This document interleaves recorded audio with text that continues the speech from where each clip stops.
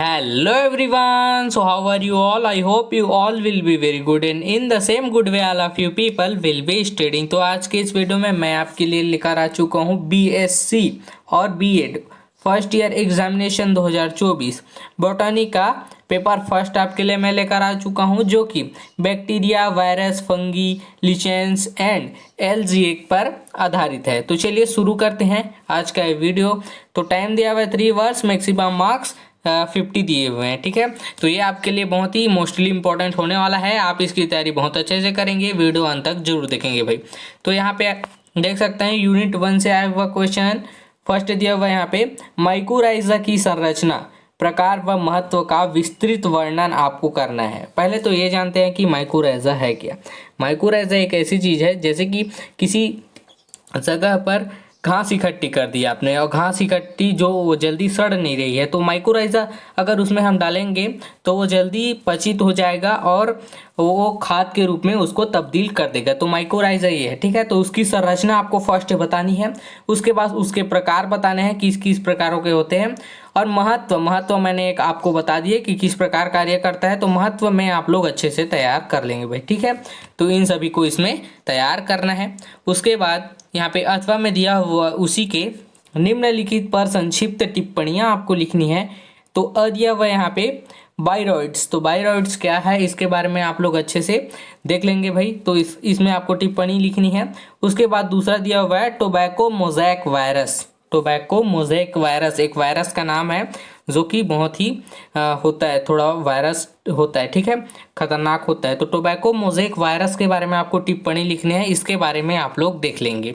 ठीक है, उसके बाद यहाँ पे यूनिट 2 से आया हुआ क्वेश्चन यहाँ पे सेकंड देख सकते हैं, जैव तकनीकी में सूक्ष्म जीवों की भूमिका का वर्णन कीजिए। जैव तकनीकी, जो जैविक तकनीकी है उसमें सूक्ष्म जीव की भूमिका क्या है इसका वर्णन करना है। तो सूक्ष्म जीवों की भूमिका जैव तकनीकी में बहुत ही ज़्यादा है, क्योंकि जैव सूक्ष्म जीवों के कारण ही बहुत सी क्रियाएं होती है। ठीक है, जैव तकनीकी में, तो इसलिए ये बहुत इंपॉर्टेंट है। तो इसकी भूमिका को आप लोग देख लेंगे। उसी के और अथवा में दिया हुआ है उसी के यहाँ पे निम्नलिखित पर संक्षिप्त टिप्पणियां आपको लिखनी है। दिया हुआ है जीवाणु की आकारिकी, जो कि आकार को जीवाणु की आकारिकी पर आपको टिप्पणी लिखनी है। तो इसमें आप लोग अच्छे से तैयार कर लेंगे। उसके बाद यहाँ पे दिया हुआ है प्लाज्मिड के यहाँ पे आपको टिप्पणी लिखनी है। तो इसकी भी तैयारी आप लोग अच्छे से कर लेंगे भाई। ठीक है, उसके बाद यूनिट 3 से आया हुआ क्वेश्चन यहाँ पे थर्ड देख सकते हैं, एस्परजिलस के जीवन चक्रों का सचित्र वर्णन करना। जो एस्परजिलस हैं उनके जीवन चक्र का, जैसे किसी चीज़ का जीवन चक्र होता है, किन किन अवस्थाओं से गुजरते हैं, कौन कौन सी अवस्थाएं उनके जीवन चक्र में आती है।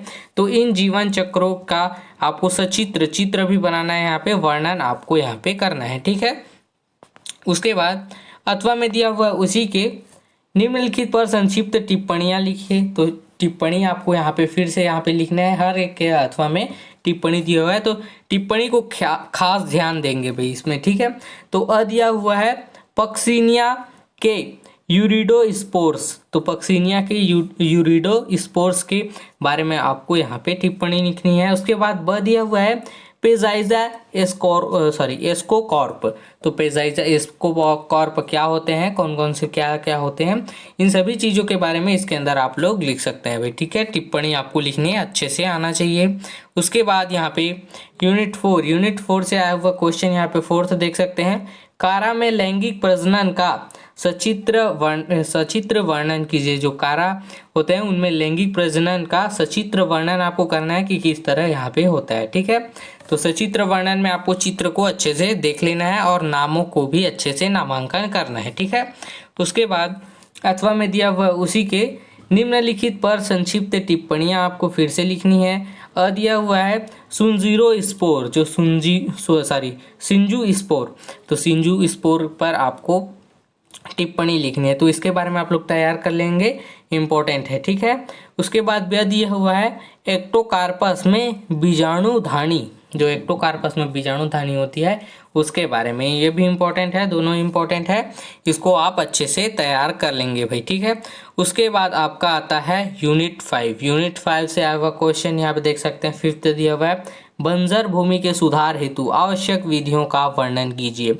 ये रहा आपका सबसे इम्पोर्टेंट क्वेश्चन, बंजर भूमि के सुधार। बंजर भूमि का सुधार कैसे हो सकता है, हेतु आवश्यक विधियां कौन कौन सी है, ठीक है। आधुनिक कृषि पद्धति का उपयोग करके इसे सुधार किया जा सकता है। बंजर भूमि का गैर कृषि कार्यों के लिए उपयोग किया जा सकता है, ठीक है। बंजर भूमि में चारागाह लगा सकते हैं, उसके तकनीकी द्वारा अच्छे से सुधार कर सकते हैं भूमि में। तो बंजर भूमि के सुधार हेतु आवश्यक विधियों का वर्णन आपको यहाँ पे करना है, ठीक है। उसी के अथवा में यहाँ पे दिया हुआ है संक्षिप्त टिप्पणियाँ आपको लिखनी है, निम्नलिखित पर संक्षिप्त टिप्पणियाँ आपको लिखनी है, ठीक है। अब में दिया हुआ है साइनोबैक्टीरियल कोशिका। साइनोबैक्टीरियल कोशिका एक बैक्टीरिया है, तो इसकी कोशिका के बारे में आपको लिखना है। साइनोबैक्टीरिया एक बैक्टीरिया का नाम है, ठीक है। तो इसकी कोशिका कैसी होती है, संरचना कैसी होती है, कौन कौन से कार्य होते हैं, कोशिका में कौन कौन से तत्व और कौन कौन से अंग पाए जाते हैं, इन सभी चीज़ों के बारे में आप इसके अंतर्गत लिख सकते हैं भाई, ठीक है। उसके बाद यहाँ पे आप देख सकते हैं लाइकेन्स में प्रजनन। लाइकेन उसे कहते हैं जो लकड़ी में होता है, जो हमारे खाने वाले मशरूम से थोड़ा एक कठोर होता है, ठीक है, उसे लाइकेन कहते हैं जो लकड़ी में होता है। तो यहाँ पे आपको लाइकेन्स में प्रजनन के बारे में आपको बताना है कि लाइकेन्स में प्रजनन कैसे होता है, ठीक है। उसके प्रजनन की प्रक्रिया आपको लिखनी है भाई, ठीक है। तो ये रहा भाई आपका बीएससी और BEd first year examination botany का पेपर फर्स्ट। आई होप ये पूरा वीडियो आप लोगों के लिए यूज़फुल रहा होगा, और अगर यूज़फुल रहा तो अपने दोस्तों को भी शेयर करें। साथ ही अगर आपको किसी क्वेश्चन पेपर की ज़रूरत है तो प्लीज़ कमेंट करें, मैं उस पर आपके लिए वीडियो लेके ज़रूर आऊँगा। ये भी वीडियो मैंने एक भाई के कमेंट पर ही बनाए हैं, ठीक है। तो अगर आप हमारे चैनल में नए हैं तो इसी तरह के यूज़फुल वीडियो पाने के लिए हमारे चैनल को सब्सक्राइब करें। तो मिलते हैं एक और यूज़फुल वीडियो के साथ में, तब तक के लिए थैंक यू।